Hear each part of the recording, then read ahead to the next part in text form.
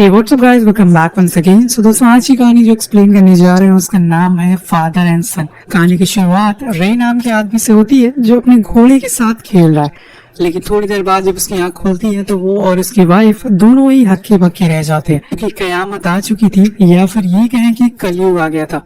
दुनिया में सब कुछ खत्म हो रहा था और अब मौत इनकी तरफ बढ़ रही है, यानी अपने घर की खिड़की से देख पा रहे हैं। सो गाइस, अगर आपको शॉर्ट फिल्म देखना पसंद है तो मैं आपके लिए एक ओटीटी ऐप लेकर आया हूँ। इसका नाम है सफूरते। ये इंडिया का पहला शॉर्ट फिल्म ओटीटी ऐप है जहाँ पर आप बहुत सी अच्छी अच्छी शॉर्ट फिल्में देख सकते हो, वो भी मल्टीपल लैंग्वेज में। इसमें आपको अलग अलग जॉनर की शॉर्ट फिल्में मिलेंगी, जैसे कि मेरी फेवरेट है हॉरर शॉर्ट फिल्म है, इसका नाम है भ्रम और एंडलेस। तो अगर आप भी ये शॉर्ट फिल्में देखना चाहते हो तो ऐप का लिंक नीचे डिस्क्रिप्शन में और कमेंट बॉक्स में मिल जाएगा। फटाफट जाकर ऐप को डाउनलोड करिए।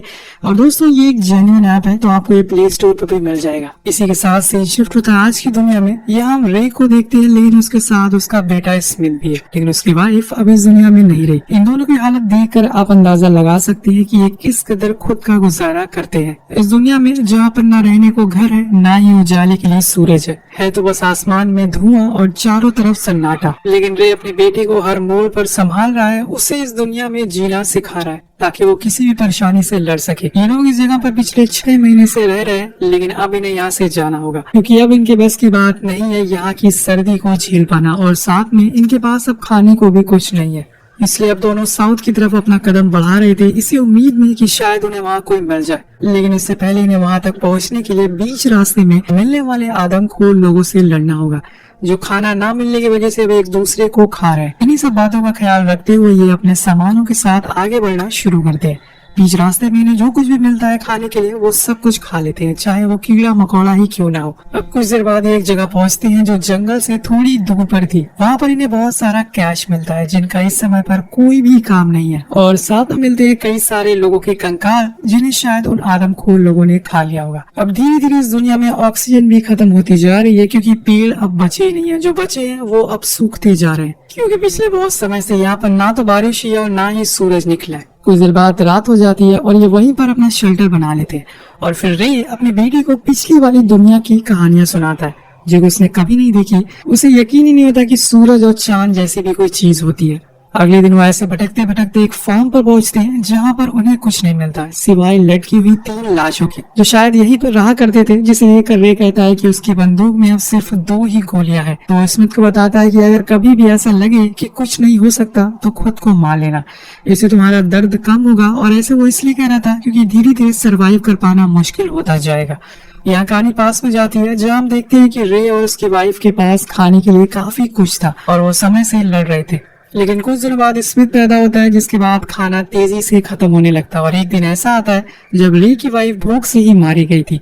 तभी रे की आंख खुल जाती है क्योंकि वहाँ पे आ गई थी आदमखोर गैंग, जिसे बच के वो दोनों जंगल की ओर भागने लगते हैं। लेकिन तभी एक आदमखोर उन्हें देख लेता है, लेकिन वो कुछ बोल नहीं पाता क्योंकि उसके ऊपर रे ने बंदूक तान दी थी। उसकी गंदी नजर स्मिथ के ऊपर थी, इसलिए वो जाकर उसे लिपट जाता है, पर तभी रे उसे शूट कर देता है जिससे वो मारा जाता है। लेकिन गोली की आवाज उसके साथी भी सुन लेते हैं और सभी अलर्ट हो जाते हैं। देन वो अपने बेटे को लेकर वहाँ से भागना शुरू करता है। यहाँ उसके लिए उससे ज्यादा इम्पोर्टेंट कुछ भी नहीं था, यहाँ तक कि वो खुद भी नहीं। वो दोनों भागते हुए जाकर जंगल में छुप जाते हैं क्योंकि अब इनके पीछे पूरी गैंग थी। लेकिन रे को इन सब चीजों की आदत है, इसलिए उसे पता है कि इनसे कैसे हैंडल करना है। पर स्मिथ सदमे में है क्योंकि उससे ऐसा कुछ पहली बार देखा है।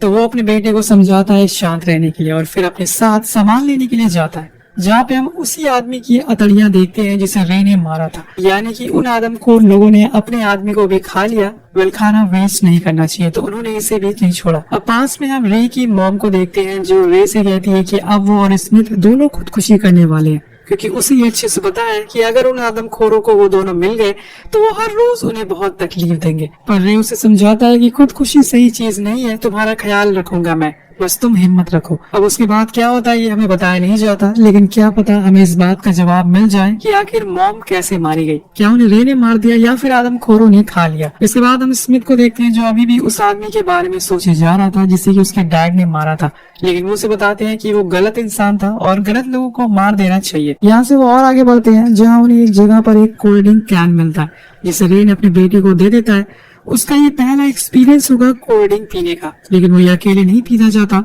इसलिए वो अपने डैड के साथ इसे शेयर करता है। तो यहाँ हम एक बाप और बेटे के बीच में कुछ अच्छे पल देखते हैं जिसे देखकर समझ आता है कि रे ने अपनी बेटी की अच्छी परवरिश की है। एक जगह रुक कर ये ट्रक में आराम करने लगते हैं, तब स्मिथ अपनी मॉम को बहुत मिस करता है। यहाँ एक बार फिर से हम पास में जाते हैं जहाँ पर हम देखते हैं कि स्मिथ के सो जाने के बाद मॉम चुपचाप घर से बाहर जा रही थी क्योंकि उन्हें ऐसी लाइफ नहीं जीनी थी। इससे बेहतर है कि वो मर जाए।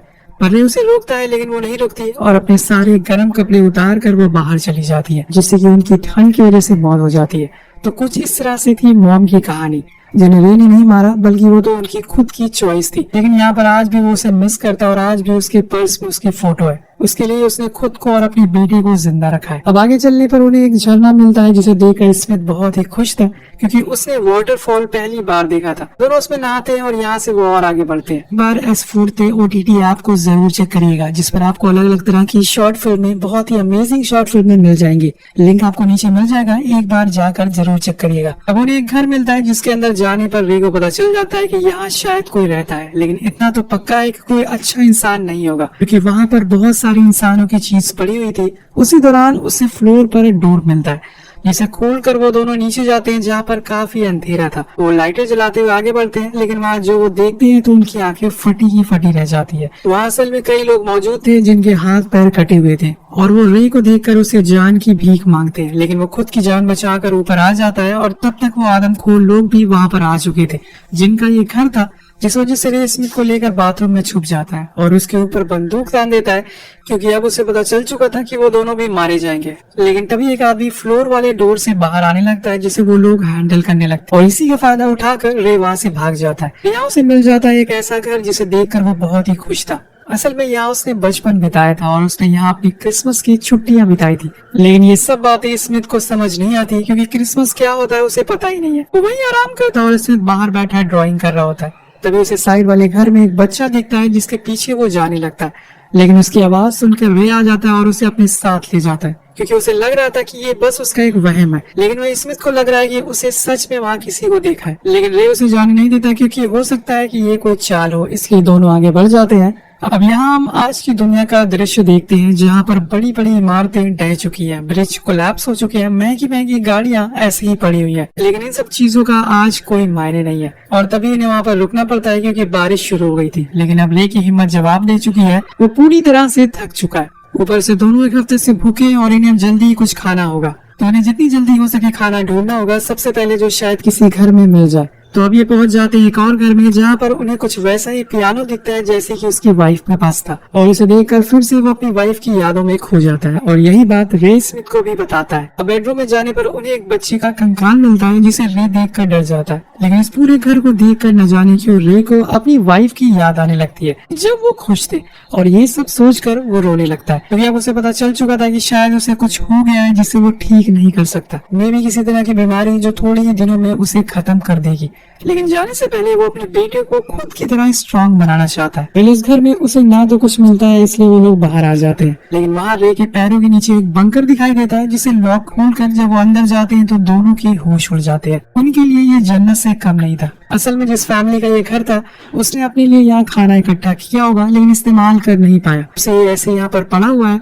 अब दोनों ही भरपेट खाना खाते हैं क्योंकि ये हफ्तों से भूखे थे और ये सीन देखकर हमें आइडिया हो जाता है कि खाने की असली वैल्यू क्या है। यहाँ स्मिथ के चेहरे पर एक अलग ही स्माइल थी जैसे कि वो अब संतुष्ट हो चुका है और अब उसे खुशी मिल रही है। वहीं रे को अपनी बेटी को देखकर मन ही मन खुश होता जा रहा है क्योंकि अब उनके लिए मुसीबतें तो कम हुई है जो कि थी खाना। उसके बाद वो दोनों घर में जाकर फ्रेश होते हैं और दोबारा से आकर डिनर करते हैं, लेकिन तभी उन्हें ऊपर किसी की चलने की आहट सुनाई देती है। तो आपको इतना समझ आ गया होगा कि ये जगह इतनी भी सेफ नहीं है। अगर यहाँ रहना खुद का गुजारा हो सकता तो पहले जो लोग रह रहे होते वो अभी तक जिंदा होते। ये बात रे को समझ आ जाती है, इसलिए वो सही मौका देखकर वहाँ से कुछ खाने पीने का सामान लेकर निकल जाता है क्योंकि उसे खाने से ज्यादा अपनी बेटी की फिक्र थी। अब चलते चलते उन्हें एक बूढ़ा आदमी मिलता है जो कोई आदमखोर नहीं बल्कि एक नॉर्मल इंसान था, उसे कम दिखाई देता था। स्मिथ को उस पर दया आ जाती इसलिए वो अपने डैड से उसे खाना देने को कहता है, पर रे को ये बात अच्छे से पता थी कि अगर वो ऐसे ही खाना सबको बांटता रहा तो वो खुद भी भूखे रह जाएंगे। लेकिन बेटे की जिद के आगे वो हार मान जाता है और उसे एक फूड कैन दे देता है लेकिन अभी भी स्मिथ का मन नहीं माना था। वो उसे अपने साथ ले जाने को बोलता है तो रे उसे अपने साथ चलने को बोलता है, जिसके बाद वो लोग साथ में आगे बढ़ते हैं। उस छोटे बच्चे को उस बूढ़े आदमी में यानी कि एली में अपने दादाजी दिखाई दे रहे थे, इसलिए वो उनका हाथ पकड़कर आगे बढ़ता जा रहा था। तो रात होने पे वो लोग एक साथ डिनर करते हैं और तब एली बताता है कि उसका भी एक बेटा था, लेकिन वो अब नहीं रहा। उसने नेचर के साथ बहुत मजाक किया, जिससे कि एक दिन वो खुद नेचर में कहीं समा गया। ये उन दोनों को बहुत सी बातें बताता है जो शायद रे को काफी अच्छे से समझ आ रही थी। अब सुबह होने पर वो अपने रास्ते निकल जाता है, क्योंकि उसे अब आगे अकेले ही जाना था। और फिर ये लोग अपने रास्ते निकल जाते। थोड़ी दूर जाने पर इन्हें कई घर मिलते हैं जहाँ पर ये अपनी रात गुजारते हैं। लेकिन तभी रे देखता है कि वो आदमखोर के इलाके में आ चुके हैं, इसलिए वो फौरन एक जगह जाकर छुप जाते हैं। यहाँ एक माँ बेटी खुद की जान बचाने के लिए भाग रहे थे और उनके पीछे वो पूरा गैंग पड़ी थी, पर वो खुद को नहीं बचा पाते और रे के सामने ही मारे जाते हैं। लेकिन अगर रे उन्हें बचाने जाता तो खुद भी मारा जाता, इसलिए चुप रहना ही बेहतर है। वो वहां से जाने लगते हैं, लेकिन तभी एक और मुसीबत आ जाती है। एक बहुत ही तेज भूकंप आना शुरू हो जाता है और वो इतना तेज था कि बड़े बड़े पेड़ नीचे गिरना शुरू हो जाते हैं। इसमें रे को काफी चोट भी आती है, लेकिन वो जैसे तैसे करके वहां से भाग जाता है। अब रात को एक चर्च में गुजारा करते हैं, लेकिन जब स्मिथ की सुबह खुलती है तो वो देखता है कि उसके डैड को खून की उल्टियां हो रही है और वो दर्द की वजह से अकेले बैठे हुए हैं। तो वो जाकर उनसे पूछता है कि क्या हुआ है आपको। ये कुछ नहीं बताता और आगे बढ़ने को बोलता है। उनके पास एक मैप भी है जिसकी मदद से वो आगे बढ़ रहे हैं। अब उन्हें उस मैप में समुद्र दिखाई देता है, जहाँ पर रे का मानना था कि उन्हें कुछ काम की चीज मिल सकती है। तो वो दोनों सी की तरफ बढ़ना शुरू करते हैं और कुछ ही देर में वहाँ पहुंच जाते हैं। लेकिन अब वो समुद्र भी जमीन जैसा ही हो चुका है। उसका पानी बिल्कुल काला हो चुका है और किनारे पर बहुत सारा मलबा पड़ा हुआ है। लेकिन ये अब वापस तो नहीं जा सकते, ये आज रात यहीं गुजारेंगे। और यहाँ स्मिथ की तबीयत और बिगड़ने लगती है। उसे काफी तेज बुखार था और तभी हो जाती है काफी तेज बारिश। अब रे स्मिथ को बचाने के लिए एक शेल्टर बनाता है और उसमें उसे सुला देता है। वो सोते हुए अपने डैड से पूछता है कि अगर मैं मर गया तो आप क्या करोगे। तो वो कहता है कि मैं भी मर जाऊंगा, क्योंकि तुम्हारे बिना मेरी कोई जिंदगी नहीं है, तुम सब कुछ हो मेरे लिए। अब नेक्स्ट डे रे को एक वीरान शिप दिखाई देता है, तो वो रे को सेफ्टी के लिए बंदूक देकर उस शिप के पास चला जाता है कुछ ढूंढने के लिए। लेकिन यहाँ स्मिथ की आंख लग जाती है और इसके बाद हम वहाँ एक आदमी को देखते हैं जो उन लोगों का सारा सामान चुरा कर वहाँ से ले जा रहा था, लेकिन वो स्मिथ को टच तक नहीं करता। अब जब रे लौट कर आता है तो वो देखता है कि उनका सारा सामान चोरी हुआ है। वो स्मिथ उससे माफी मांगता है, लेकिन वो उसे कुछ नहीं कहता, क्योंकि वो तो सही सलामत था। मुझे लगता है कि शायद वो एली होगा जो यहाँ पर आया था, इसलिए वो उसे ढूंढने के लिए निकल जाते हैं।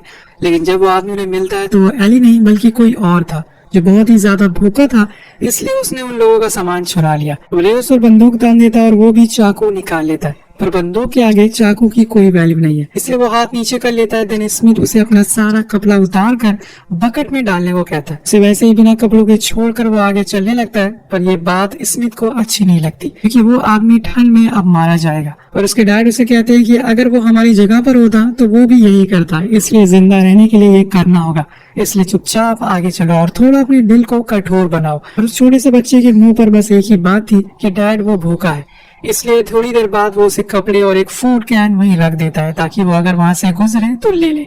अब ये और आगे बढ़ते हैं किसी शेल्टर या फिर किसी इंसान की तलाश में जो शायद इनकी मदद कर दे।